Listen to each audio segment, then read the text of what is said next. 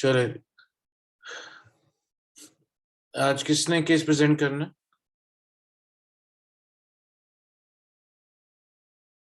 Sir case नहीं है, वो आपने एंडोमेट्रियोसिस एंड सब फर्टिलिटी पे डिस्कस करना है। उस पे डिस्कशन है।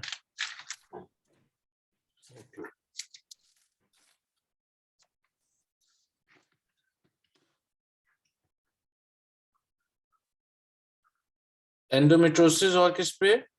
इनफर्टिलिटी। जी सर।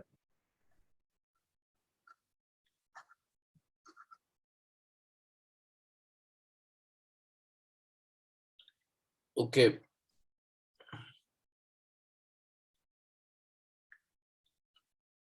मेरा तो ख्याल है आप में से कोई भी या तो मेरी एक कोई फोकस्ड हिस्ट्री ले ले एंड देन उसके बाद फिर हम उसके आगे उसकी डिस्कशन कर सकते हैं कि आगे हम क्या करें। अगर कोई वॉलंटियर है इसका, रोल प्लेयर मैं खुद ही बन जाता हूँ इसमें।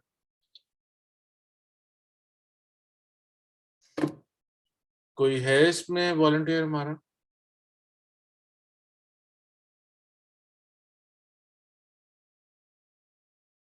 ठीक है, सारे सो रहे हैं कि सोच रहे हैं? तो सोच रहे हैं। ओके, चलो फिर अब इसमें फोकस्ड होके लेट्स सी के एक patient 28 years of age, para 0+1, married for 6 years,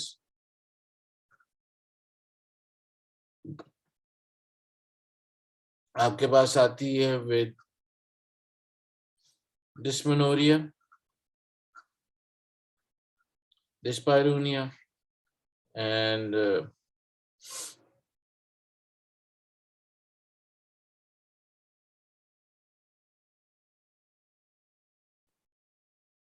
with primary infertility,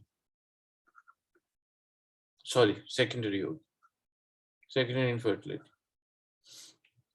You have to take the focus history इसकी, और फिर अगले पार्ट में फिर हम इसकी इन्वेस्टिगेशन और थर्ड पार्ट में इसकी मैनेजमेंट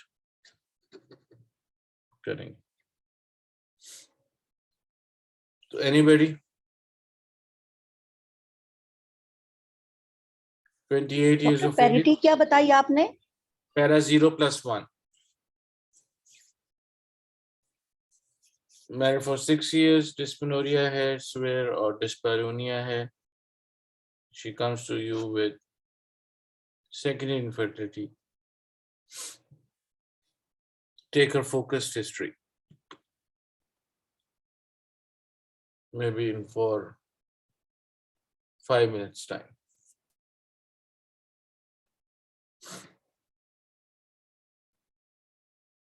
बेटा यहाँ नहीं प्रेजेंट करोगे, तुम ध्यान में जाके क्या करोगे?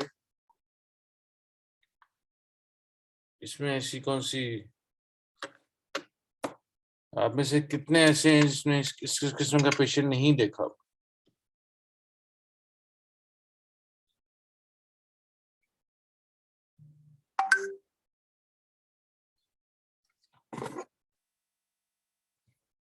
नोबडी। वैसे इस तरह करोगे तो फिर तो क्लास नहीं चलेगी।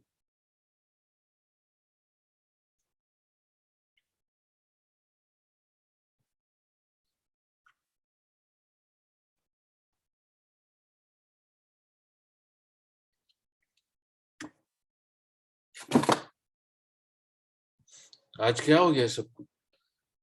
ओके चलो, लेट्स टेक इट। अगर कोई पेशेंट हमारे पास आता है फॉर इनफर्टिलिटी के लिए, उसके लिए हम क्वेश्चंस जो होंगे वो फोकस क्वेश्चंस में क्या क्या चीजें आएंगी?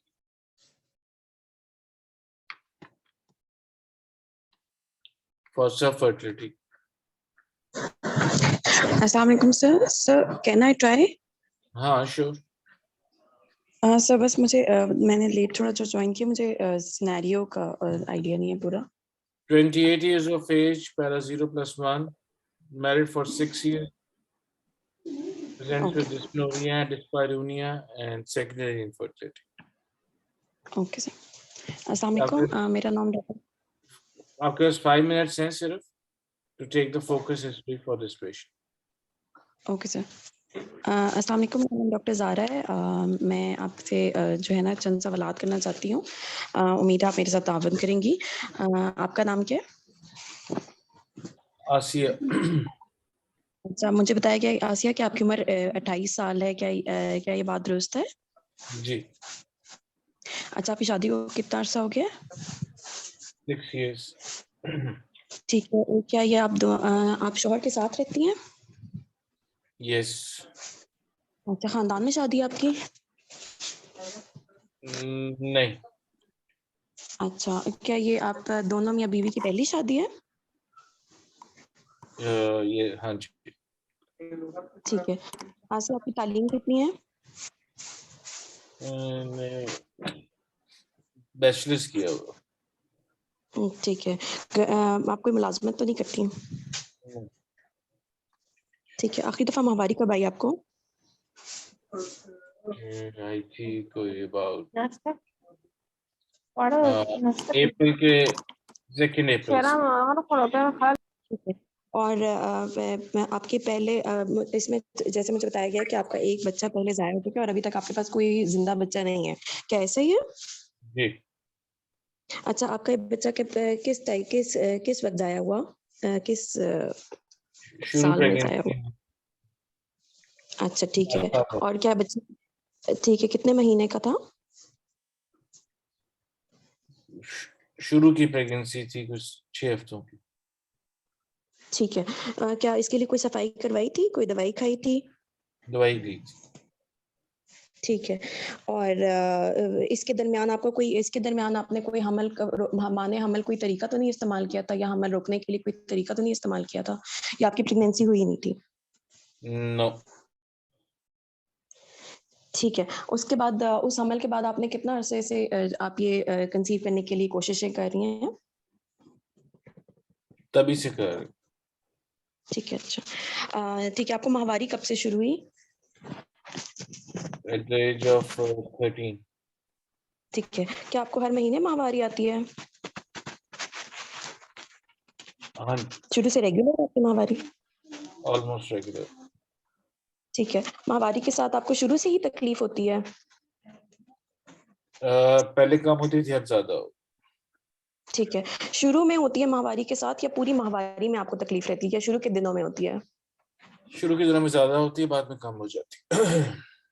ठीक है, माहवारी के दरमियान में दाग तो नहीं लगता, या जो है वो माहवारी के दरमियान में आपको जो है वो होता हो, 2 माहवारियों के दरमियान में दोबारा ब्लीडिंग होना शुरू हो जाती हो? नहीं। और शौहर से मिलते वक्त तकलीफ जो होती है वो शुरू में होती है या आखिर में होती है? वो सर वक्त रहती है। ठीक है, अच्छा, आपने जो है वो आपको पानी तो नहीं पड़ता, कोई गंदा पानी पड़ता हो, या आपको इस तरह का कोई मसला हुआ हो? नहीं। ठीक है, खानदान में किसी को टीबी तो नहीं है? नो। अच्छा, बच्चेदानी के मुंह से कोई शीशे वाला टेस्ट तो नहीं आपने ये करवाया? कोई साल पहले हुआ था, वो ठीक था। ठीक था, आपको बार बार पेशाब में इन्फेक्शन तो नहीं होता? नो। सर में दर्द, कमर में, चेहरे पे बाल, या जिस्म के किसी हिस्से पे जो है ना वो बाल ज्यादा हो गए हो, या कब्ज, या हाथों पे पसीना वगैरह तो नहीं आता बगैर मौसम के, सर्दी लगना, इनमें से कोई मसला तो नहीं है आपके साथ? नहीं। अच्छा, ठीक है, आप अपने शौहर के साथ उसके अलावा आप किसी चीज़ की गोलियां तो नहीं इस्तेमाल करती, कोई एंटी साइकोटिक्स या कोई डिप्रेशन की गोलियां? नहीं। आप अपने मियाँ के साथ आप अपनी मियाँ के साथ जो रहती हैं तो आप कितनी दफ़ा मिलते हैं? और कोई हस्बैंड का Twice a week. मसला तो नहीं होता? ठीक है, और कोई मसला तो नहीं होता प्रीमैच्योर इजैकुलेशन का? नहीं, पेन होती। ठीक है, अब मैं आपके कुछ मियाँ के सवालात पूछना चाहूँगी आपसे। आपके मियाँ क्या काम करते हैं? उनकी उम्र कितनी है? वो क्लर्क है किसी ऑफिस में। ठीक है कोई किसी फैक्ट्री वगैरह में कोई कीमियाई मादे या शुआओं वगैरह के साथ तो उनका वो नहीं होता ना? Office job. ठीक है ऑफिस। ओके। और उसके अलावा सिगरेट नोशी करते हैं? कितनी सिगरेट्स पीते हैं? 3 या 4 दिन में। ठीक है ओके। कोई और दवाइयाँ इस्तेमाल तो नहीं करते किसी चीज के लिए भी? नहीं। ठीक है। आपके शौहर को बार बार पेशाब में इन्फेक्शन तो नहीं होता? ये मुझे नहीं पता। ठीक है। आपके कुछ आपको आइडिया कभी उन्होंने बताया हो कि कभी कोई उनको बचपन में मम्स या कानपेड़े का जिनको कहते हैं उनको उसका कोई इन्फेक्शन उस तरह का कोई इन्फेक्शन हुआ हो या कोई निचले दर का ऑपरेशन हुआ हो? नहीं। ठीक है। अच्छा उसके अलावा मैं आपसे ये भी पूछना चाहती हूँ कि आपने जब अभी तक आपने क्या क्या इलाज करवा चुकी हैं? आप कितने डॉक्टर्स के पास जा चुके हैं? क्या क्या ट्रीटमेंट करवा चुके हैं? महामारी के दूसरे दिनों से कोई गोली इस्तेमाल की आपने? हाँ दी थी जी, वो यूज की थी। वो खाई थी आपने? कितनी दफा वो खाई है? कितने साइकिल्स में खाई है? 5-6 दफा खाई। ठीक है। उसके बाद आपका अल्ट्रासाउंड करवाते थे वो जिसमें कोई के ताकि पता चले कि आपके अंडेदानी के इसमें ऐसे अंडा बन रहा है? नहीं, वो नहीं कराया। अच्छा वो नहीं कराते थे। ठीक है। कोई जो है उसके बाद आपका हमल नहीं हुआ उसके बावजूद भी? नहीं। नो। ठीक है। कोई कैमरे वाला टेस्ट या कोई आपका कोई अल्ट्रासाउंड हुआ है अभी तक? एक अल्ट्रासाउंड आया था जिसमें एक सिस्ट आई थी। अच्छा सिस्ट आई थी। ठीक है। अच्छा उसका साइज बाद में पूछूंगी। अच्छा कुछ उसके लिए कुछ दवाइयाँ इस्तेमाल की आपने या कोई ऑपरेशन वगैरह तो नहीं कराया? नहीं। ठीक है। और जो है आपके खानदान में किसी को ऐसा मसला तो नहीं है कि खानदान में किसी के बच्चे होने में मसला हो या माहवारी पहले जो है ना वो शुरू में बंद हो गई हो जल्दी बंद हो गई हो आपकी अम्मी या बहन या किसी खानदान में? नहीं। ठीक है। अच्छा अच्छा जो आप मुझे दर्द बता रही थी दर्द आपको जो है वो जो आपने मुझे बताया कि आपको माहवारी के दूसरे उसमें शुरू हो जाता है और पूरा आहिस्ता आहिस्ता कम होता जाता है दर्द आपको सिर्फ निचले हिस्से में ही रहता है? ज्यादा नीचे में, लेकिन सारे पेट में फैल जाते। ठीक है। और सिर्फ माहवारी से पहले ही शुरू होता है या माहवारी के दरमियान में होता है या माहवारी से पहले भी होता है जब नॉर्मल साइकिल होता है तब भी हो रहा होता है? तब हल्की हल्की होती। ठीक है। और किस तरह का दर्द होता है आपको जो है वो दर्द का किस तरह से होता है? बहुत तेज शार्प सा महसूस होता है? बहुत तेज सा महसूस होता है या हल्का हल्का होता है? बहुत तेज है।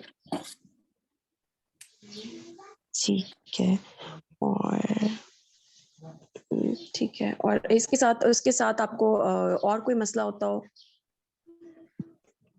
नहीं।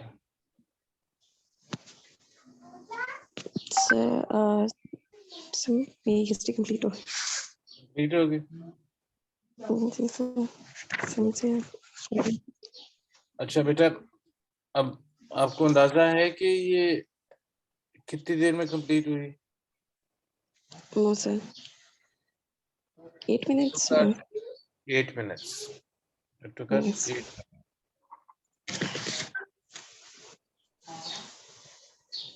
And normally जो ये आपका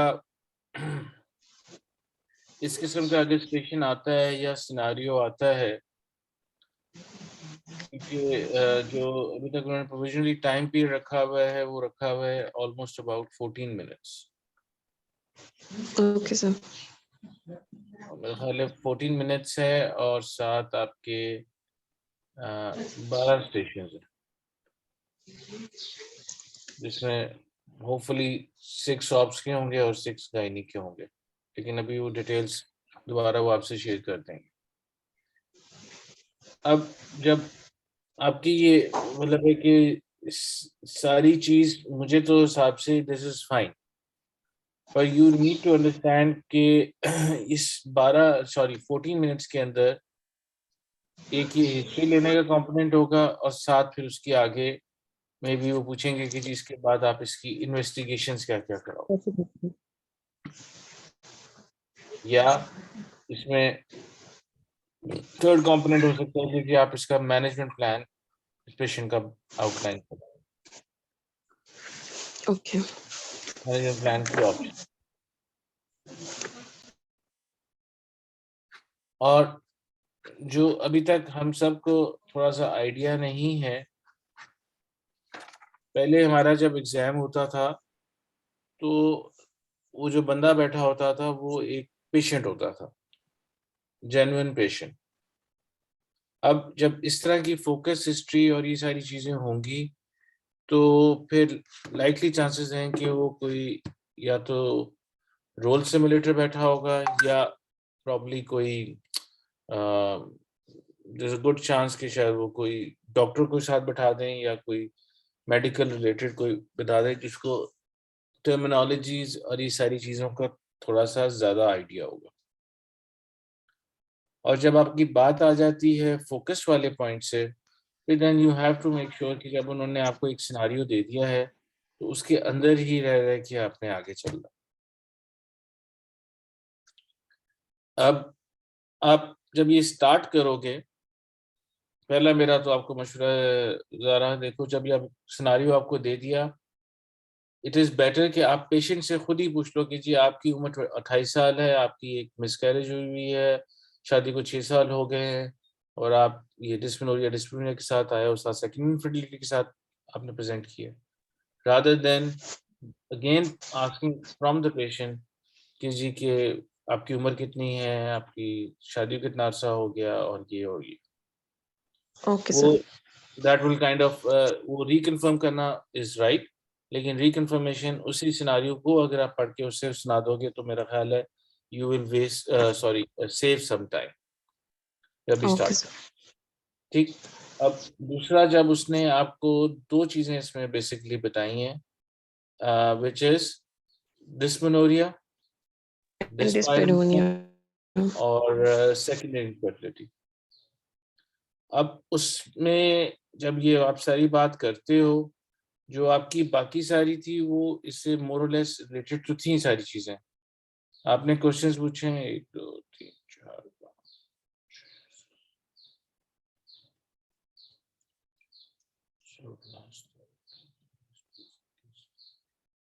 24 25 26।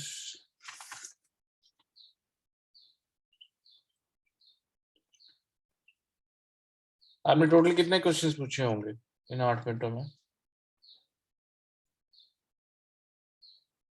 You have some idea? Any idea?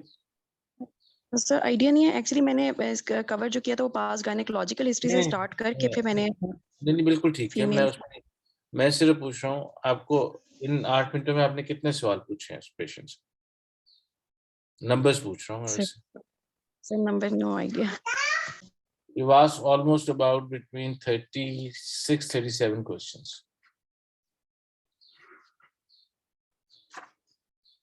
which is a good amount on अपना questions and answers। और उसमें एक बात अच्छी ये थी कि एज अ रोल प्लेयर उसमें मैंने आपका किसी चीज में भी टाइम वेस्ट नहीं किया, जो जो आपने पूछा मैं जल्दी जल्दी बताता गया। नॉर्मल जब जेन्युइन पेशेंट होता है तो उसमें इट टेक्स टाइम, फिर आप इतनी देर में इतने सवाल नहीं पूछ सकते, वो कुछ और कहानी कहीं और ले जाता। और कोशिश यही होगी प्रॉब्ली जो रोल प्लेयर या जो भी बंदा होता है कि वो उसको फोकस ही रखेगा, कोई बहुत ज्यादा लेफ्ट राइट नहीं करेगा। अब जब लेफ्ट राइट नहीं करना, इसमें से बहुत सारे ऐसे क्वेश्चंस हैं जिसको हम रिटर्न कर सकते हैं, और दूसरा हम इसमें ऐसे बहुत सारी चीजें हैं जिसमें हम इसमें थोड़ी सी ऐड ऑन भी कर सकते हैं। जैसे जब भी let's suppose we take history of this dysmenorrhea या डिस्पायरोनिया के लिए, या sorry let's start with infertility. Infertility की जब भी क्वेश्चंस करेंगे तो हमने जिस तरह आपने इसको डिवाइड किया, you have to divide them between husband and this. उसमें एक ड्यूरिंग आप पूछ सकते हो कि जी के आपके हस्बैंड तो यहाँ पे नहीं है, क्योंकि there are certain questions which husband can only answer, not the wife at that stage, या पेशेंट को शायद उसकी इंफॉर्मेशन ना हो। और इसमें जो आपने सबसे बड़ी चीज मेरे हिसाब से जो मिस की कि वो ये थी कि जी कि इतने सालों के अंदर नंबर वन आपने ये तो जरूर पूछा कि आपने ट्रीटमेंट लिया या आपने वो गोलियां खाई सेकेंड डे से, दैट इज फाइन, लेकिन आपकी क्या क्या इन्वेस्टिगेशंस हुई? यू फ्लू थ्रू दैट कि जी कोई कैमरे वाला टेस्ट या कोई एक और आपने कोई इसमें से लफ्ज बोला था? सर अल्ट्रासाउंड का मैंने पूछा था, हाँ, एक अल्ट्रासाउंड अल्ट्रासाउंड पूछा था बस। ये, जी हाँ, किसी के इसके अलावा तो क्योंकि वो जो प्रीवियस इन्वेस्टिगेशंस हैं या प्रीवियस ट्रीटमेंट है वो आपकी इनफर्टिलिटी के पॉइंट ऑफ व्यू से थोड़ा सा आपको आगे लेके जाने में या उसकी मैनेजमेंट प्लान के अंदर ज्यादा रहेगा। अब ये जितनी आपकी क्योंकि हिस्ट्री जो है अगर इसके हिसाब से पूछा जाए कि आप इसकी इन्वेस्टिगेशंस क्या कराओगे, what will you add on? इसमें आप और क्या क्या चीज ऐड करोगे, क्या इसी हिस्ट्री के बाद ही आपको सारा सिनारियो साथ, लेट्स सपोज यही सारी चीजें आपको एक सिनारियो में दे दिया जिसमें उन्होंने जो आपने सारे सवाल पूछे थे वो डाल दिया और उसमें अब अगला उन्होंने एक सिनारियो दिया हुआ है कि जी आप इसकी इन्वेस्टिगेशन और मैनेजमेंट प्लान किस तरह करें। तो how will we add to the investigation part? Sir इसमें मैं हस्बैंड सीमेन एनालिसिस का मुझे पूछना चाहिए था जो मैंने नहीं पूछा सबसे मोस्ट इम्पोर्टेंटली, चलो वो एंड उस वो हम करवा लेंगे और वैसे। हाँ sir for assessment of ovulation and वैसे आपने उसकी असेसमेंट और ओवुलेशन के लिए ये नहीं पूछा, लेकिन आपने सिर्फ ये पूछ लिया कि आपकी पीरियड्स रेगुलर हैं कि नहीं है। Yes sir, day 21 progesterone, hormonal profile का नहीं पूछा, TFT, serum prolactin, yes sir इनमें से किसी का भी नहीं पूछा था। ट्यूबल फैक्टर के असेसमेंट के लिए एचएसजी का नहीं पूछा, और लैप्रोस्कोपी का मैंने पूछ लिया था, कैमरे वाला टेस्ट। डाई टेस्ट का नहीं पूछा था कि स्पेसिफिकली कि उन्होंने ट्यूब्स में डाई डाल के देखा या नहीं। और सर अगर मैं इस टाइम क्वेश्चंस कर लेती कि अगर उस टाइम पे, कि मुझे ये लग रहा था उस टाइम पे कि I was rushing through questions क्योंकि क्वेश्चंस बहुत ज्यादा थे, सब फर्टिलिटी के होते हैं, तो मुझे इस तरह से पूछ लेना चाहिए था कि आपके कौन कौन से टेस्ट या अभी तक क्या कोई हार्मोन्स के टेस्ट या क्या कौन कौन से टेस्ट हुए थे, तो उस तरह से भी शायद वो क्वेश्चन खुद बता देती, वो चीजें तो आपकी मेरा कवर टाइम हो थोड़ा जाती, सेव हो जाता। वो चीजें जी आपकी सर, वो कवर मेरा हो फिर थोड़ा जाती। Time save. अगर वो कहती कि जी मेरा तो कोई टेस्ट नहीं हुआ, फिर हम इसकी इन्वेस्टिगेशन डिफरेंट करेंगे। अगर वो कहती हैं हाँ जी मेरा टेस्ट हुआ है, मेरे अल्ट्रासाउंड के अंदर एक रसोली आई हुई है, फिर हमारा उससे फोकस हो जाता। क्योंकि देखो मैंने जी आपको कहा कि जी अल्ट्रासाउंड मैंने कहा जी अल्ट्रासाउंड हुआ है उससे, फिर उसको then you should have kind of focused on, क्योंकि हमारी पेशेंट के सिनेरियो के अंदर डिस्मेनोरिया है, डिस्पेरोनिया आ गया, सेकेंडरी इनफर्टिलिटी आ गई, और साथ ही उसके सिस्ट एक आ गया अल्ट्रासाउंड पे। जी sir. There is a possibility in some scenarios के हो सकता है वो सिस्ट शुरू में ही आपको डाल दें। जब वो आपको डाल दी तो थोड़ी सी सिस्ट की हमें डिटेल्स भी चाहिए कि जी आपको कब अंदाजा है कि जैसे आपने थोड़ा सा कोशिश की फिर खुद ही आपने इनकार कर दिया कि जी पहले पूछने की कोशिश की कि उसका साइज कितना है। जी सर, पहले मुझे लगा मुझे पेशेंट से पूछ लेना चाहिए, फिर मुझे लगा कि नहीं, I should ask that in the investigations rather than I should भाई वेस्ट माय टाइम अगर हियर। पेशेंट इंफॉर्मेशन आपको देती है,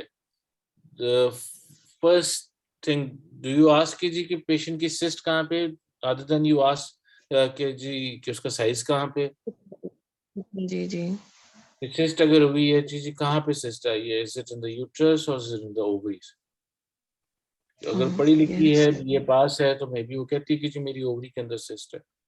अच्छा जी, फिर आप पूछते हो कि जी उसका साइज है, फिर पूछते हो कि जी कब से आपको पता है, फिर तीसरा पूछते हो ऑफ कोर्स कि जी आपने इसके लिए अभी तक कोई दवाई ली, कोई सर्जरी या कोई और मैनेजमेंट या ट्रीटमेंट तो नहीं किया आपने। वो वहां से कवर हो जाता। लेट्स सपोज मैं सोचा मैंने यही हुआ था, आप पूछोगे तो मैं कह दूंगा कि जी ओवरी के अंदर सिस्ट है और कोई 7 सेंटीमीटर की है, और पिछले हम 6 मंथ से इसे कर देख रहे हैं और 6 मंथ से वो आ रही है। अब फिर इसी इन्वेस्टिगेशन को देखते हुए आप इन्वेस्टिगेशन में क्या चीजें और ऐड कर दो? सर फिर मैं इसकी डायग्नोस्टिक लैप्रोस्कोपी और along with the cystectomy therapeutic sort of operative laparoscopic में इसकी बेटा प्लान अभी की तो थी। अभी तो इन्वेस्टिगेशन में है ना। अच्छा सर अभी सॉरी इन्वेस्टिगेशंस में। हाँ सर और इसमें मैं इसका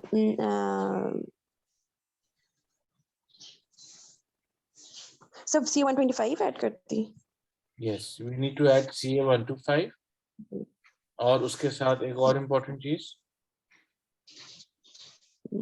ये साथ तो नहीं सर ब्लड सीपी वो तो बेसिक्स में आ जाएगी। बेसिक्स में आ जाएंगे, ठीक है। और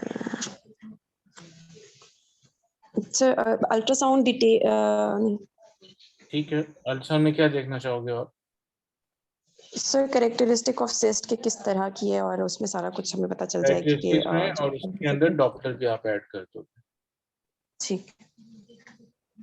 ठीक है ना। उसमें आप डॉप्लर भी ऐड कर दोगे, साथ CA125 ऐड कर दोगे और साथ बाकी ट्यूमर मार्कर्स आप कराना पसंद करोगे। जी सर यंग पेशेंट है तो मैं कराऊंगी। कौन कौन से?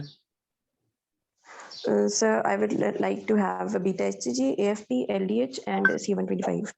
चलो ये सारी चीजें फिर आप उसमें ऐड ऑन कर दोगे। ये सब की चीजें इसमें आपने इन्वेस्टिगेशन में आपने ऐड ऑन कर दी। हस्बैंड की हमने सेमेन एनालिसिस करा दिया, वहां पे ओवुलेशन के लिए आपने डे 21 प्रोजेस्टेरोन कर दिया। What about the role of AMH? Sir patient बहुत यंग एज थी 35 से अबव होती तो मैं AMH का सोचती इसलिए मैंने नहीं उसका AMH कराया। बेटा ये आज याद कर लो, चलो कुछ और याद करके जाओ इस अपना क्लास से कि नहीं। अगर आपके पास कोई भी इनफर्टिलिटी वाला पेशेंट आता है और आपने उसकी for any reason you planning to एक तो उसका वर्कअप या उसकी स्पेशली कोई सर्जरी करनी है तो then AMH is the must. AMH इसलिए बड़ा जरूरी है क्योंकि जब भी आप सर्जरी करते हो ओवरीज पे what will happen? Sir ovarian reserve tissue कम हो जाएगा सर। उसका रिजर्व कम हो जाएगा। तो अगर आपका इनिशियली ही उसका रिजर्व जो है लेट्स सपोज मैं कहता हूँ कि जी 0.4 आ गया है या लेस देन 1 आ गया है, फिर यस सर फिर मैं उसको काउंसिल करके सर्जरी काउंसिल करूंगी। करना पहले बताना। और इसकी जो आप जब किसी भी सर्जरी की कॉम्प्लिकेशंस हैं उसमें वो अपना क्या कहते हैं ये काउंसिल करना कि जी इसकी वजह से further it will go down और फिर आगे फर्टिलिटी के लिए हमने क्या करना है ताकि उसके वर्कअप करें। सर इसके रिसेंटली हार्मोनल होंगे टेस्ट? जी बेटा सर हार्मोनल टेस्ट करवाएंगे हम, ये सिस्टर अगर उसने दे दी तब भी करवाएंगे ना? अगर आप फर्टिलिटी की बात कर रहे हो, इनफर्टिलिटी की पेशेंट की या सब फर्टिलिटी की बात कर रहे हो और उसकी मैनेजमेंट कर रहे हो तो उसमें हार्मोनल टेस्ट के बगैर तो आगे चल ही नहीं सकते आप। देखो आपने you have to keep focused on the patient's problem. Problem क्या थी? उसे पेन थी, डिस्मेनोरिया था, डिस्परोनिया था और साथ उसकी सब फर्टिलिटी थी सेकेंडरी। और सेकेंड फर्टिलिटी या प्राइमरी फर्टिलिटी कोई भी होगी कहीं भी आएगी तो उसमें हार्मोनल टेस्ट के बगैर तो you can not move on. उसको आप आगे अगर वो नहीं होंगे तो आप उसको एडवाइस ही नहीं कर सकते, उसकी मैनेजमेंट ही नहीं कर सकते। सर अगर साइकिल नॉर्मल है तब भी नहीं? जी बेटा सर अगर साइकिल नॉर्मल है किसी के तो सर उसमें भी एडवाइस करेंगे? यस और सर अगर बेसलाइन नॉर्मल है तो सर फिर तो जरूरत नहीं होनी चाहिए ना सर? नहीं, फिर भी आपको इसलिए जरूरत है कि खुदा न खास्ता अगर आप करते हो सर्जरी और उसके बाद उसको इम्नोरिया हो जाता है तो तब आप कराते हो, तब FSH आ जाता है लेट्स सपोज 40 और AMH आ जाता है 0.001। फिर ये डिटरमिन करना कि जी this it was because of the surgery या वो पहले ही इसमें जा रही थी ओवेरियन फेलियर में, तो वो किस तरह डिटरमिन करेंगे। इसलिए मेरा तो अपने अंदाजे से फॉर अ बेसलाइन किसी पेशेंट की भी जो भी इनफर्टिलिटी की है आपके हार्मोन प्रोफाइल 110% होने चाहिए, स्पेशली इन दोज इसमें अगर आपने कोई इंटरवेंशन करनी है या आपने कुछ what you call that surgical procedure करना। क्योंकि एक्सक्यूज मी सर, सर एक फर्टिलिटी के लेक्चर में आपने एचएससी का बताया था कि कब करना है और कब नॉर्मली हम नहीं करते, इस तरह का कुछ आपने, अब वो आई फॉरगॉट, लेकिन वो बड़ा अच्छा पॉइंट था एचएससी का, तो दोबारा बता दें। देखो HSG तो बाद में आपके आ जाती है ट्यूबल पेटेंसी के देखने के लिए। HSG इज द, जहाँ तक आई रिमेम्बर कि HSG is the gold standard for in those patients जिसमें कोई प्रीवियस हिस्ट्री या आपको कोई सस्पिशन ऑफ एडिशंस या कोई और पैथोलॉजी नहीं है, जिसमें आपने स्कैन कराया है, हर चीज़ बिल्कुल नॉर्मल आ गई, प्रीवियस कोई इंटरवेंशन नहीं है, प्रीवियस उसकी कोई ऐसी कोई हिस्ट्री नहीं है, तो उस पेशेंट के अंदर जिस तरह प्राइमरी ग्रेविटा होती है, जो प्राइमरी वैल्यू, उसमें HSG आप is the first choice of drink.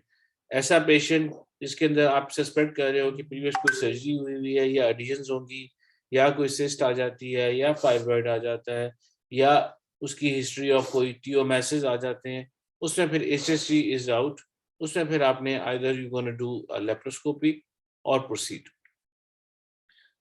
could be laparotomy as well. अगर आपके पास फैसिलिटीज नहीं है, अगर आपके पास फैसिलिटीज हैं तो ऑफकोर्स फिर आप उसकी लेप्रोस्कोपिक सर्जरी उसी के साथ प्लान करोगे। बट डू रिमेंबर दैट हमारे यहाँ की बात अगर आप करते हो तो HSG किया जाता है, किस डिपार्टमेंट में करते हैं HSG? एक्सरे डिपार्टमेंट में। We do the HSG in the X-ray department, क्योंकि होता ही वहाँ पे, और उन लोगों को स्टरलाइजेशन के कॉन्सेप्ट्स बिल्कुल नहीं आते। जो आपकी, ये मैं प्रैक्टिकल बात बेटा बता रहा हूँ, जो आपका ट्रे लेके जा रही होती है वो वार्ड की स्वीपर्स होती है, और जो कैथेटर डालने के लिए या डाई इंजेक्ट करने के लिए जो डॉक्टर होती है वो यंगेस्ट मोस्ट हाउस ऑफिसर होती है, जिसको वो भिजवा देते हैं। तो जब आप वो अनस्टरलाइज अन एरिया के अंदर, और जब वो हो रही होती है, वहाँ पे मेल भी खड़े हैं और बहुत सारे लोग और भी इर्द गिर्द खड़े हुए हैं, प्राइवेसी भी नहीं है, तो उस काइंड ऑफ करते हुए it is very very very uncomfortable for the patient as well. और अगर आप ये किसी किस्म की इन्फेक्शन इंट्रोड्यूस कर दोगे पेशेंट के अंदर, तो अगर उसकी ट्यूबें खुली भी हुई हैं वो ट्यूबें बंद हो जाएंगी। We have seen lot of patients जिसकी, बल्कि हम एक आजकल स्टडी करने की कोशिश कर रहे हैं कि जिसकी पहले HSG हुई हो, उसमें अंदर एडिशंस या कोई और अपना क्या कहते हैं पैथोलॉजी जो है वो कोई और हमें मिले अंदर, तो उसके हिसाब से फिर हमने देखा है। और दूसरा फिर हम कंपेयर कर रहे हैं उसमें HSG की रिपोर्टिंग ऑफ ट्यूबल पेटेंसी का क्या स्टेटस था, और बाद में अगर हमने लेप्रोस्कोपी की तो उसमें उसका क्या स्टेटस था। एंड उसके बड़े ऑनेस्टली बड़े कि ये किया जाता है कि नहीं। हाँ, जहाँ पे हर चीज़ का इसका बना हुआ है क्या कहते हैं SOPs, जिसको बड़े स्ट्रिक्टली फॉलो किए जाते हैं, वहाँ ज़रूर आप HSG कराओ। जहाँ पे नहीं है वहाँ पे I would not be very comfortable doing that, क्योंकि अब आपका एग्जाम होना है नॉट एज अ जर्नल आपकी होगी, वो फोकस चीज़ होगी, और उस फोकस के अंदर जब आप बात होगे वो प्रॉब्ली इन्होंने गाइडलाइन से लिया होगा, जो भी उन्होंने टॉपिक लिया हुआ है उसके अंदर अगर एक पेशेंट है जिसमें कोई सर्जरी कोई और पैथोलॉजी कुछ नहीं है और इनफर्टिलिटी का आता है, उसमें HSG would be your first choice. जिसमें कोई अगर आप उसमें कोई चीज़ सस्पेक्टिंग कि जी हाँ जी अंदर कोई पैथोलॉजी है, कोई सिस्ट है, पहले उसकी टॉपिक के लिए सर्जरी हुई है या किसी और चीज़ के लिए सर्जरी हुई है, विच कुड बी कोई गायनेकोलॉजिकल, नॉन गायनेकोलॉजिकल और इवन सी सेक्शन, उसमें फिर देन वी प्रेफर कि जी हम उसकी लेप्रोस्कोपी, वो लेप्रोस्कोपी क्यों करेंगे, ताकि अगर कोई ऐसी पैथोलॉजी निकल आ जाती है with the patient consent, we can proceed in the same sitting rather than doing it again, depending upon कि आपका क्या प्रोटोकॉल। तो इस चीज़ को हमने ज़रा ध्यान में रखना है। इसकी समझ आई कि सर जी सर स्टेरो में ड्यूरेशन ऑफ फर्टिलिटी भी करती है प्रेफर? देखिए, सब फर्टिलिटी बाय द बुक अगर आप जाते हो, इट इज़ रिकमेंडेड कि जी के एटलीस्ट आपके 2 इयर्स हो जाएं, उसके बाद हम करते हैं। इंग्लैंड यूके के अंदर वो 2 साल से पहले सब फर्टिलिटी के पेशेंट्स को टाइम ही नहीं देते to C.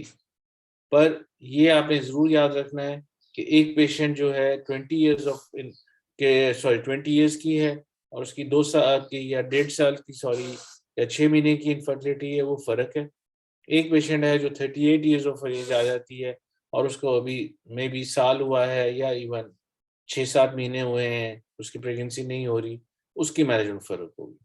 Ji doctor, evaluation of fertility age पर डिपेंड करती है। यस, क्योंकि यू नो कि जी आफ्टर सर्टेन पॉइंट 35 के बाद वैसे ही आपकी फर्टिलिटी डिक्लाइन करना शुरू हो जाती है। अगर तो वो आपको 38 पे है और उसको आप 2 साल के बाद कहोगे जी आप आओ तब मैं आपका टेस्ट करूंगी, तो वो दिस इज नॉट जस्टिफाइबल, क्योंकि जब 2 साल के बाद वो आएगी तो वो 40 साल की हो जाएगी। 40 साल के अंदर success for fertility treatment is different than at the age of 39, then at the age of 38, 37 and so on. So it is not only, it's not only the duration of pregnancy जो आपने देखनी है या उसका देखना है, female age also matters and sir it is इसमें तो not, खाली हिस्ट्री, सर इसमें तो जी खाली हम हिस्ट्री लेंगे ना कि आपका HSG हुआ है कि नहीं, इसमें ऑफर तो नहीं करेंगे। और ये जो हम बाकी ट्यूमर मार्कर्स हम करवाएंगे तो वो हम CA-125 की रिपोर्ट देके कराएंगे ना, या हम सब एक साथ ही ऑफर कर देंगे, मतलब देखो, परफॉर्म करने के लिए कहते हैं? मेरा अपना अंदाजा है कि दोनों चीजें वैसे कर सकते हैं, क्योंकि उसको आप जस्टिफाई ये कर सकते हैं कि हम एक अटेम्प्ट में सारी चीजें कर सकते हैं। सेकंड ऑप्शन है कि जी आप जो अल्ट्रासाउंड कराओगे उसमें कैरेक्टरिस्टिक्स देख के then you can also determine, अगर उसका कैरेक्टरिस्टिक्स के अंदर वो एम मोड आ जाता है और वो सारी वाली चीजें आ जाती हैं, फिर तो इट इज आइडियल कि हम वो करवाएं सारे ट्यूमर मार्कर्स। अगर उसमें से आपको सिर्फ सस्पिशन किसी चीज का भी नहीं आ रहा, सिंपल आ रही है, फिर एट दिस एज जो 28 इयर्स ऑफ एज उसमें देन यू कैन सी, लेकिन to be on the safe side and you planning to have a surgery done, it is better कि आप सारे करा लोगे तो सारा आसान हो जाएगा। थायराइड फंक्शन टेस्ट आप उसमें इसकी हीट और कोल्ड इंटॉलरेंस और वो सारा कुछ देख सकते हो, उसके हिसाब से may be you can decide कि जी कि नहीं है टेस्ट के अगर कराना भी है तो उसमें फिर सिर्फ आप TSH ऐड कर सकते हो। उसकी जस्टिफिकेशन क्या है, अगर TSH है तो उसमें आप कह देना कि जी कि एसिम्प्टोमेटिक भी थायराइडिस की पॉसिबिलिटी सर्टेन परसेंटेज है जो होती है, अगर वही कंट्रोल कर लें तो काफी सारी चीजें हमारी हो जाएगी। अगर साथ उसके इरेगुलर पीरियड्स आ रहे हैं फिर मेरा ख्याल है TSH भी करा लेने में हर्ज नहीं है for safety point of view से। मुझे आज ही ख्याल आया, मैं सोच रहा था हम जब अपने इन पिछले एग्जामिनेशंस में जो थी गाइडलाइंस बहुत ज्यादा सीरियसली नहीं पढ़ते थे, तो उस पॉइंट ऑफ व्यू से अब I think you people need to go through the guidelines as well. Maybe सारी तो नहीं कर सकते, तो उस सिनेरियो के अंदर आई थिंक अब नाउ योर, क्योंकि क्वेश्चंस आपके ज्यादातर इट विल प्रैक्टिकल बेस तो होंगे लेकिन थ्योरेटिकल बेस बहुत ज्यादा होगी, तो उस थ्योरेटिकल बेस को स्ट्रॉन्ग करने के लिए जो भी आप पढ़ रहे हो उसके अंदर अपनी ये गाइडलाइंस वाली जो ये कंपोनेंट है उसको ऐड ऑन जरूर करो। और जब वो गाइडलाइन पढ़ते हैं आप तो उसको फ्रॉम टॉप टू बॉटम सारा पढ़ने की जरूरत नहीं है, जो उनकी रिकमेंडेशंस होती हैं ABC वाली उनको ही सिर्फ जो हाईलाइटेड है या बॉक्सेस में इनिशियली अगर वो भी पढ़ लोगे तो वो काफ़ी होंगे, क्योंकि वो ऐसी चीज़ें हैं कि जब वो आके आएंगी। जैसे प्रैक्टिकली स्पीकिंग मैं HSG कराने के हक में नहीं हूँ, लेकिन मैं अगर इंग्लैंड बैठ के वाइवा दे रहा हूँ या टॉक्स में इसमें लिखा होगा कि ये पेशेंट है इसमें क्या करो, तो उसमें HSG करा लेना कि जो आपकी उसकी बननी है वो उसी में से बनेगी जो गाइडलाइंस और रिसेंट एडवांसेस में से वहाँ पे लिखा हुआ, उसको एग्जामिनर नहीं चेंज कर सकता, उसने उसके नंबर देने ही देने। अगर आप बोलोगे उसका एक नंबर लग जाएगा, अगर लेट्स सपोज आप नहीं बोलते HSG तो उसका वो नंबर 0 लग जाएगा। तो फ्रॉम टुडे मुझे ये आप जी वैसे ख्याल आया, क्योंकि इसलिए ख्याल आया क्योंकि मेरा ख्याल है ये एंडोमेट्रियोसिस की भी रिसेंट गाइडलाइंस आई हैं अभी, I haven't gone through that, लेकिन उसमें आई डोंट नो कोई नई चीज़ अभी कितनी उन्होंने क्या चीज़ ऐड की है क्या नहीं की, उसको मैं आगे खैर प्रॉब्ली पढ़ के देखूंगा तो फिर maybe we can talk about it later. लेकिन नाउ फॉर यू पीपल जिन्होंने एग्जाम देना है, मेरा ख्याल है कि बाकी सारी किताब के साथ साथ अब वो एक कंपोनेंट जो है वो भी जरूर करो। और बार बार मैं आपको कह रहा हूँ कि जितनी MRCOG की पार्ट 3 की किताबें मिलती हैं उसको आप दोबारा करके देख लो। डॉक्टर, जी जैसे हम स्टेरोस्कोपिक गाइडेड बायोप्सी लेते हैं और हमारे पास दूसरा ऑप्शन पाइपल भी होता है, हम वो according to the clinical situation और पेशेंट अफोर्डेबिलिटी के अकॉर्डिंगली हम ले लेते हैं। इसी तरह SCG और लेप्रोस्कोपी में भी हम इसी तरह कर लेते हैं कि हम वो तो गोल्ड स्टैंडर्ड है, लेकिन हम देखते हैं क्लिनिकल सिचुएशन और पेशेंट अफोर्डेबिलिटी तो हम SCG भी करवा लेते हैं। बेटा देखो, आप तो लेट्स सपोज अगर गवर्नमेंट सेटअप में भी कर रहे हो और उस गवर्नमेंट सेटअप में लेप्रोस्कोपी अगर होती है, कुछ में तो होती है, चार्ज तो वो भी कुछ नहीं करते उसके सिवाय मेडिसिन के। इज दैट राइट और रॉन्ग? Yes sir, right. हाँ, उसको आप ये तो नहीं कहोगे कि जी कि आप बैठे हुए हो कि जी कि आप जाके फलां प्राइवेट अस्पताल में आके शाम को मुझसे आके करा लो। अगर आपके पास वो आई है और ये डू इट फ्री, फिर तो फिर ये जो फाइनेंशियल कंपोनेंट है वो तो निकल जाता है इसमें से बाहर। हाँ, एक अगर आप प्राइवेट सेटअप में बैठे हुए हो, आपके पास प्राइवेट पेशेंट्स आता है और प्राइवेट पेशेंट वो अफोर्डिंग नहीं है, फिर वहां पे of course you can say कि जी HSG की कॉस्ट जो है वो 2-3 हज़ार रुपया है। अगर हम लेप्रोस्कोपी करेंगे तो मे बी उसकी टाक का कॉस्ट जो है वो 30 से 35 हज़ार रुपया, वो उसकी तरह डिटरमिन करोगे। लेकिन लेप्रोस्कोपी thank you, का sir. वहां पे बेटा आपको फायदा होगा जहाँ पे उस आपने स्टेप 2 भी साथ लेना है। अगर आपने स्टेप 2 साथ ही नहीं लेना, फिर स्टेप 2 क्या है, इधर लेप्रोस्कोपिकली प्रोसीड करना या उसकी लेप्रोटमी करके जो भी उसकी पैथोलॉजी है उसको रेक्टिफाई करना। तो वो भी बड़ा Thank you, sir. इम्पोर्टेंट है। ठीक, सर अभी आपने MRCOG की बुक्स का काइंडली वो तो काफी सारी होती हैं, तो बता देंगे, कोई रिकमेंड कर दें कोई बेटा अच्छी। मुझे ऑनेस्टली मैंने अभी रिसेंटली वाली नहीं देखी, मेरे पास तो पुरानी वाली ही मेरे पास पड़ी हुई है, लेकिन जो मिलती हैं पढ़ लो, देख लो उसमें जो, क्योंकि ना इसमें टॉक्स, ये बड़ी अच्छी बात है कि वो स्ट्रक्चर्ड होंगे, लेकिन इस दफा कोई ऐसे भी टॉक्स आ जाएंगे जो पहले आपने कभी चीज नहीं देखी हुई, जो आपने सिर्फ किताबों में पढ़ी हुई है, उसको टैकल करने के लिए then those books and their answers they matter. अगर लेट्स सपोज वो कोई एक आपको दे देते हैं, मतलब मेरा भी जानने वाला है, उसने भी टॉक्स दी, उसने कहा जी उन्होंने 10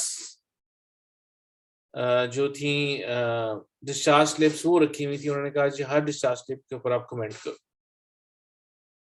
जिसमें ये देखना था कि जी उसका नाम पूरा है कि नहीं है, जो डिस्चार्ज पे उसको इन्फॉर्मेशन दी गई है वो सारी है, जो उसकी सर्जरी हुई है या उसकी कंजर्वेटिव मैनेजमेंट की उसकी डिटेल पूरी है कि नहीं, फॉलो अप क्या होना है, क्या किस तरह होना है, कहते हैं जी वो सब पे उसने कहा कि जी वो आके कमाल करो। देयर इज अ पॉसिबिलिटी वो कोई ऑपरेशन नोट्स आपके 3-4 सामने रख दें कि जी आप इस पर डिपेंड करो। देयर इज अ पॉसिबिलिटी आपका वो कह दें कि ये प्री ऑप है, आप रात को ड्यूटी पे हो और आपने ऑर्गेनाइज करना है कि जी इन सब पेशेंट्स का प्री ऑप असेसमेंट करनी है कि पूरी कंप्लीटली हुई कि नहीं हुई, जिसमें आप जब जाओगे आप पेशेंट का नाम पूछोगे, उससे पूछोगे जी आपको पता है कि आपकी सर्जरी क्या होनी है, उसका MPO कब से होना है, ब्लड अरेंज्ड है कि नहीं है, ड्यूरिंग सर्जरी में लेट्स सपोज अगर किसी की मायोमेक्टमी होनी है तो क्या मायोमेक्टमी ही होनी चाहिए कि उसकी स्टेक्टमी होनी चाहिए कि कुछ और होना चाहिए, क्या उसकी इन्वेस्टिगेशंस के अंदर ये सारे अगर फर्टिलिटी के लिए कोई कर रहे हो तो बाकी सारे ये ट्यूमर मार्कर्स और ये सब चीज़ें, या उसकी ओवुलेशन के लिए वो ड्रग सारी इन्वेस्टिगेशन कंप्लीट है कि नहीं कंप्लीट है, तो वो लिस्ट को करके देखोगे। ये भी पॉसिबिलिटी है आपका, जैसे वो लेबर बोर्ड आ जाता है कि एक स्टेशन में आपको लिखा हो कि जी ये सारे पेशेंट्स हैं, इनकी मैनेजमेंट और उसके हिसाब से आप बताओ कि आगे क्या होना। तो things will be easier as well as slightly difficult. अभी तो हम सबको कोई आइडिया नहीं कि वो किस किस्म के स्टेशन आते हैं, क्या पूछा जाएगा, क्या करेंगे, लेकिन for your point of view you should be prepared for anything. May be very unlikely वो शायद कोई आपको सिस्टिक फाइब्रोसिस का पेशेंट जो हमने आज तक क्या नहीं देखा, उसका पेशेंट ला के बैठा दिया हो कि जी बताएं कि इसकी मैनेजमेंट क्या हो। मे बी कोई बहुत और रेयर डिजीज जो है उसका कोई पेशेंट आके बैठा हो जो रूटीनली हम यहाँ नहीं देखते, वो आके बिठाया, क्योंकि वो तो उन्होंने सिनारियो बनाना है, सामने पेशेंट बिठाना, तो इट कैन बी एनीथिंग। लेकिन मेरी पर्सनल सजेशन यही है कि अब इस स्टेज के ऊपर वेयर वी आर, थोड़ी सी गाइडलाइंस जो हम बिल्कुल करते हैं, गाइडलाइंस जो ज़्यादा है वो RCUG की, आई वुड सजेस्ट वो should be on the top of the list. उसके बाद फिर आगे नाइस की, और फिर third one would be Canadian and American colleges की जो है, उसको ज़रा रिव्यू जरूर करके देख लो। एक जो भी टॉपिक पढ़ो आप उसमें से, वो it will make your life थोड़ा सा ईजियर और जवाब देने के लिए। ये भी हो सकता है, मे बी क्लिनिकल सिनारियो में देख रहा हूँ, सोच रहा हूँ कि एक पेशेंट है जो अनमैरिड है और प्रेग्नेंट होके आ गई है, या एक पेशेंट है जो प्रेगनेंसी नहीं कंटिन्यू करना चाहती, उसके क्लिनिकल सिनारियो में उससे बैठ के डिस्कशन हो सकती है, उससे बात हो सकती है। एक पेशेंट है जो प्रीवियस 2 सेक्शंस है, वो कहती है जी मैंने तो करानी नॉर्मल डिलीवरी, उससे बाप की वो हो सकती है, व्हाट यू कॉल दैट, कि जी कि आप कन्विंस करो कि जिसकी मैनेजमेंट प्लान करो उसके साथ बैठ के। तो इस तरह की न्यू चीजें जो होंगी उसके लिए you need to be get ready. बाकी तो वो हिस्ट्री वगैरह आप सबको आती है लेनी, वो करने सब कुछ आता है, लेकिन उसका आपको in the end time management is the issue which you need to do that. और ये जो आज हमने 36-37 क्वेश्चंस पूछ लिए इन्होंने 8 मिनटों में, this is a good speed. ये होगा इसी में, लेकिन इसको थोड़ा सा और फोकस करके, कंसाइज करके, एंड स्पेशली जो आपको उन्होंने क्लिनिकल सिनारियो दिया हुआ है वो दें। ये भी पॉसिबिलिटी है कि मे बी जो लंबे सिनारियो हैं उसमें पहले 2 मिनट सिर्फ आपको सिनारियो पढ़ने के लिए दीजिए कि जी ये सारा क्लिनिकल सिनारियो है, जैसे मैं इसकी इनकी जो हिस्ट्री थी ये सारी की सारी अपने उसमें लिख दूं, और उसके बाद उसे कहूँ कि जी अब बताओ इसकी इन्वेस्टिगेशंस क्या करें। उस पॉइंट ऑफ व्यू से भी then you need to be prepared. और इसी तरह की जी ये इसकी हिस्ट्री है, ये इसकी इन्वेस्टिगेशंस हैं, ये इनकी रिपोर्ट्स हैं, जिसको आपको 2 मिनट दे दिया कि आप ये सारा पढ़ो, अब आगे इसको डिस्कस करो कि जिसका मैनेजमेंट प्लान जो है वो अब क्या करें। सर इसमें बेसिक हेल्थ प्रोफाइल जो उसका खाली हम नाम लेते हैं, वो भी इन्वेस्टिगेशन पूरी बोलनी है। मेरा ख्याल है कि जो टाइम हमारे पास है उसे आप कह दो किसी बेसिक हेल्थ प्रोफाइल ये करेंगे, और जो स्पेसिफिक इन्वेस्टिगेशंस हैं वो ये आप करें। अगर वो पूछते हैं आपसे कि जी बेसिक प्रोफाइल में क्या क्या चीजें, of course you can tell, पर you have to organise your time उतना जितना भी है उसके हिसाब से साथ करना।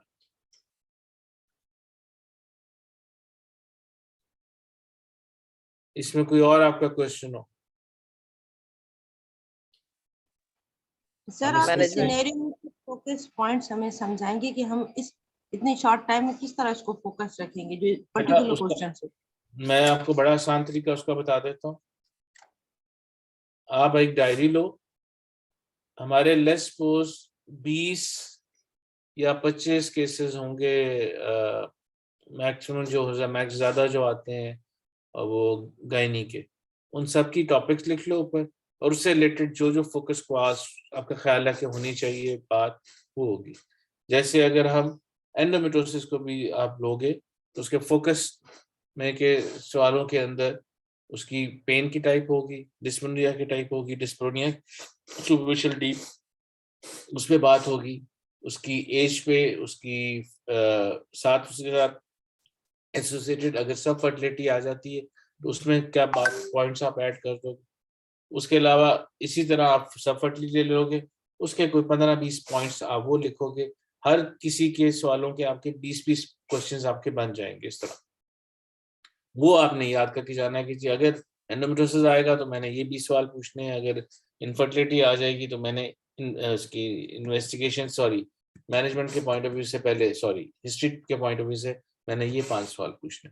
इसी तरह फिर उसी के आगे अगला कंपोनेंट में आप उसकी इन्वेस्टिगेशन लिख लोगे कि जी एंडोमेट्रोसिस वाला पेशेंट के अंदर ये वाली सारी हम इन्वेस्टिगेशन करा रहे हैं, और उसके आगे मैनेजमेंट प्लान के अंदर ये चीजें हो सकती है, क्या क्या हो सकती हैं, जिसमें हमारी सर्जरी भी है, मेडिकल ट्रीटमेंट भी है, कंजर्वेटिव ट्रीटमेंट भी है, डिपेंडिंग अपॉन के उसकी इन्वेस्टिगेशन की रिपोर्ट क्या आती है।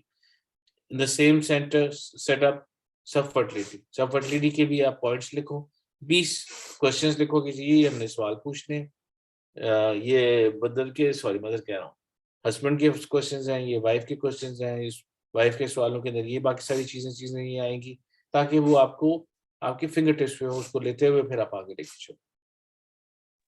सर इस पेशेंट में तो डिस्मेनोरिया और डिस्पैरोनिया है ना, लोअर एब्डोमिनल वो पेन की कंप्लेन नहीं कर रही थी, क्रोनिक पेल्विक पेन भी होता है ना एंडोमेट्रियोसिस के पेशेंट्स में।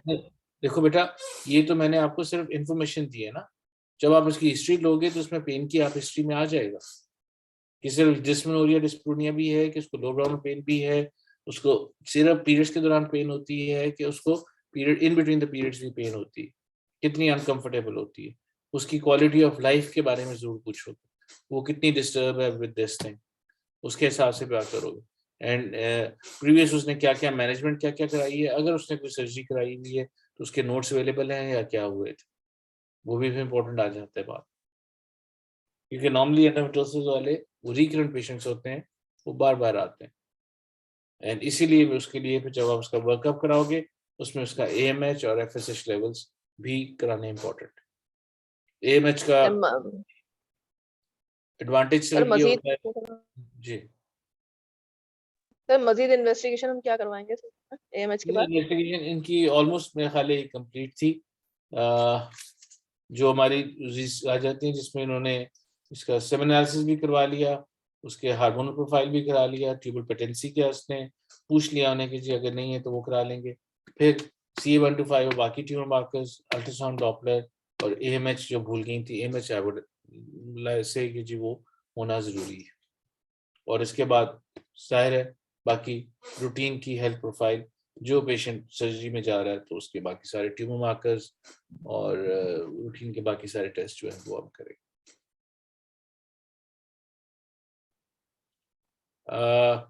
अगर ये भी मैंने पढ़ा FSH इज नॉर्मल फिर भी AMH कराएंगे। देखो AMH तो अब गोल्ड स्टैंडर्ड हो गया है फॉर द रिजर्व्स देखने के लिए, और उसके साथ दूसरी चीज जो करते हैं AMH के साथ दूसरी चीज क्या देखी जाती है? Enteral Follicle follicle count. हाँ, enteral follicle AFC, enteral follicle count जो है उसको भी बेशक आप उसमें ऐड ऑन कर सकते हो कि जी कि ये हम चीज का बेस लाइन कराने के लिए, रिजर्व कराने के लिए देखेंगे जरूर। अगर FSH नॉर्मल है फिर भी मैं तो फिर भी कराऊंगा, क्योंकि मैंने FSH नॉर्मल के साथ भी लो AMH जरूर देखे। सर एंट्रल फॉलिकल काउंट और AMH दोनों ही कराने हैं? हाँ, बेहतर है अगर आप ओवेरियन रिजर्व के बारे में बात करोगे तो फिर दोनों चीजें आएंगी, नॉट वन। तो मैनेजमेंट बता दें फिर।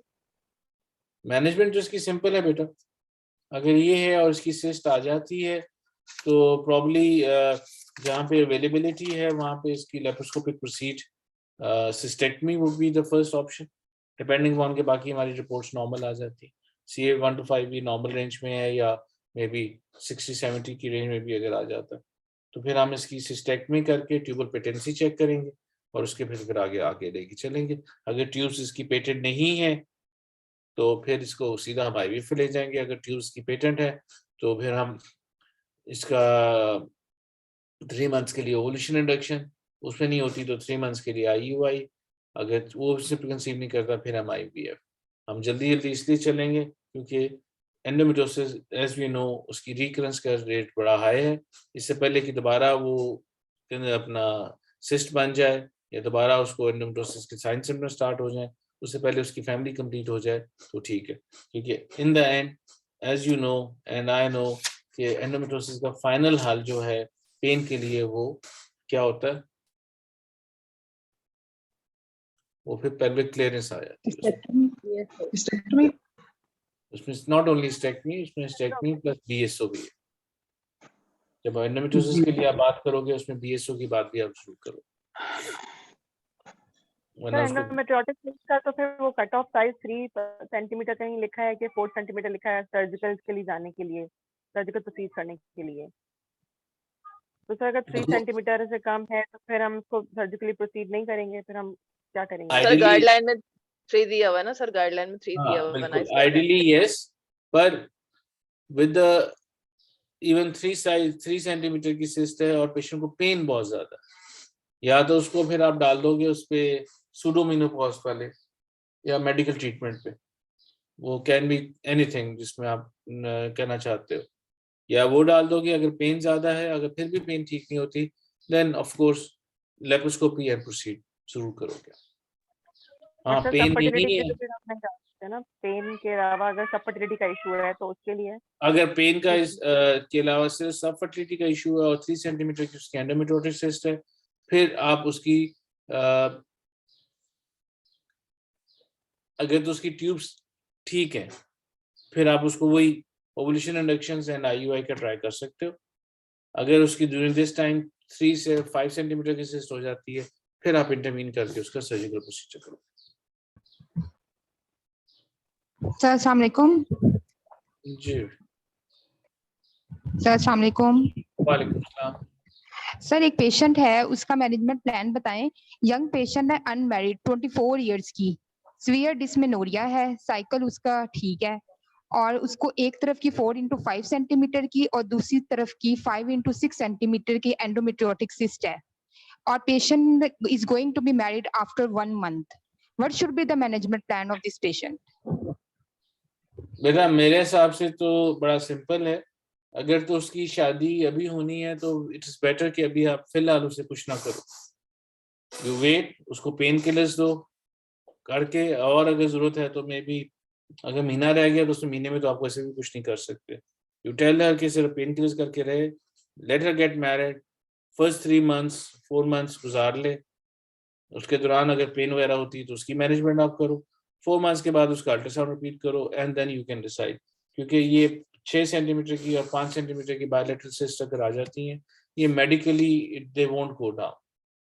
यही पेशेंट अगर मेरे पास आती कि जी मुझे 3 months मेरी शादी को भी रहते हैं, फिर मैं इसको 3 months के लिए एमनोरिक करके तब कहता और से कहता कि करो, अगर उसके बाद शादी करा लो, दे वांट टू कंसीव तो हम 3-4 महीने और दे देते हैं, अगर they don't want to conceive फिर हम उसको दोबारा इम्यूनोरी की फॉर द टाइम पीरियड रख के फिर उसके पेन्स और उसके हिसाब से डिसाइड करें। क्योंकि इट इज वेरी इंपॉर्टेंट कि अगर बिफोर सर्जरी बिफोर शादी अगर आप सर्जरी कर देते हो तो उसकी इम्प्लीकेशंस थोड़ी सी डिफरेंट आ जाती हैं या ज्यादा फर्क पड़ जाती है, rather than once they get married और उसके बाद वो। तो सर ये GnRH जो एनालॉग है उसका कोई जी इफेक्ट एंडोमेट्रियोटिक के साइज पर है, उसको श्रिंक करता है कि नहीं करता? 110% करता है बेटा अगर एंडोमेट्रियोसिस होगी, लेकिन जैसे ही आप उसे बंद करोगे वो दोबारा बन जाएगी। तो it is only for temporary, it is not recommended कि आप सिर्फ उसको श्रिंक करने के लिए वो दोगे। करता जरूर है पर करने के बाद, और ये सिर्फ GnRH एनालॉग्स नहीं कम करते, even continuous white tablets of फैमिला जिसमें इम्यूनोरिक हो जाता है पेशेंट, या इवन प्राइमोटेन, ये सब चीजें जो हैं ये सिस्ट को होल्ड कर देती हैं या उनको श्रिंक कर देती हैं। लेकिन जैसे ही आप छोड़ोगे दे विल कीप ऑन, क्योंकि आपको उसके पैथोलॉजी का पता है कि जिस तरह आपकी एंडोमेट्रियम में शेड करती है, वो जितना कुछ शेड करती है वो सिस्ट के अंदर ही करती है और उसमें वो ब्लड जमा होता रहता है and then it becomes more and more. तो इस पेशेंट को यस सर इस पेशेंट को यस सर्जरी का क्यों मना कर रहे हैं बिफोर मंथ का? बेटा social reasons, nothing more. It's just social reasons, not more. उसकी वजह से कर रहा हूँ वरना नहीं, ऐसी कोई बात नहीं। सर मेरा भी प्लान यही था कि अगर इस पेशेंट को हम शादी तक वेट कर लें और शादी के बाद ये जल्दी कंसीव कर लिया तो एमनोरिक तो इटसेल्फ खुद ब खुद हो जाएगी ना, हमें तो कोई ट्रीटमेंट देने की जरूरत ही नहीं है। आफ्टर जब वो कंसीव करने के बाद आफ्टर डिलीवरी उसके बाद हम दोबारा उसका लेवल करा के फिर अकॉर्डिंगली दोबारा हम देखेंगे हमने सर्जरी करनी है, क्योंकि सर्जरी तो सर इसकी करनी पड़ेगी ना, इतने बड़े लेवल जो है इतना बड़ा साइज वो खुद तो श्रिंक नहीं होगा, बाद में हम फिर इसकी सर्जरी प्लान करें लेप्रोस्कोपिकली। बिल्कुल वो आप कर सकते हो, और इसमें जो एक चीज आप ऐड कर दो उसका CA-125 जरूर करा, ताकि वो आपको फॉलोअप के लिए भी आसान रहे। सर समटाइम्स 3 सेंटीमीटर से कम सिस्ट होती है और हम तो उसको एंटीबायोटिक देके ट्रीट कर रहे होते हैं ना, हेमरेजिक / एंडोमेट्रियोटिक लिखा होता है, तो फिर हम एंटीबायोटिक देते हैं, फिर रिपीट करवा लेते हैं स्कैन। सर इसी तरह करना होता है ना, फिर अकॉर्डिंगली अगर कंसीव करना चाह रही है तो फिर फॉलिकुलर स्टडी देख ली। जैसे सर एक पेशेंट हमारे पास आई तो उसकी 4x5 सेंटीमीटर की सिस्ट थी, शी वांट्स टू कंसीव और पेन बहुत ज्यादा नहीं था उसको, लेकिन बहुत ज्यादा पेन नहीं था, बियरेबल था, तो उसका फॉलिकल भी बना होता था, तो उसको फिर हमने HCG दे दिया था। उसका ठीक बात है ना ये वाली चीज के, अगर बना हुआ तो फिर हमें बदर नहीं करना चाहिए। देखो बेटा जनरली जिसमें जनरली जिसमें सिस्ट का साइज आ जाता है या पैथोलॉजी आ जाती है, उसमें it is not recommended to go for HSG first. मेरे पास अगर 3-4 सेंटीमीटर की हेमरेजिक सिस्ट भी आती है, अगर आ जाती है, तो मैं इजीएस्ट वे आउट इज कि आप मुझसे मैं कहेंगे जी आप 2 मंथ्स के बाद इसको दोबारा रिपीट करके देख लो। अगर तो वो अल्ट्रासाउंड में स्टिल परसिस्ट करती है वो सिस्ट, फिर तो इट विल बी कि जी we need to do a surgical procedure. अगर वो नहीं परसिस्ट करती और गायब हो जाती है, of course then you can have an HSG। चलो बेटा, वी ऑलरेडी गेटिंग लेट। मेरी बात मैं सर मैं HCG का पूछ रही हूँ कि हम हम- फॉलिकल हमें मिला 12 डे पे तो हमने HCG लगा दिया। आप HSG लगा सकते हो, HSG इंजेक्शन वो लग सकता है, उसमें कोई हर्ज नहीं है। एम्पेरिकली लोग लगाते हैं। I normally generally for normal वाली ओवुलेशन के अंदर नहीं करता। हाँ, जिनमें ऐसा पेशेंट है जिसमें परसिस्टेंटली रहता है और वो ओवुलेट नहीं करता, उसमें हम यस सोच सकते हैं, पर not for in every case. वो कहीं लिखा नहीं डॉक्टर? हुआ, किसी गाइडलाइंस के अंदर वो करना है। बेटा आई एम सो सॉरी, लेकिन इट्स ऑलरेडी 10:15, वहाँ पे डॉक्टर शिनाज वेट कर रही होंगी एंड इज नॉट फेयर। एक बार वो उनका हो जाए क्लास, फिर देन आप ये सारे क्वेश्चंस जो हैं उसको लिख लेना, we can cover it next time also. जज़ाकल्लाह Thank you, सर। चलो ठीक है, अल्लाह ओके, हाफिज। खुदा हाफिज। No, please.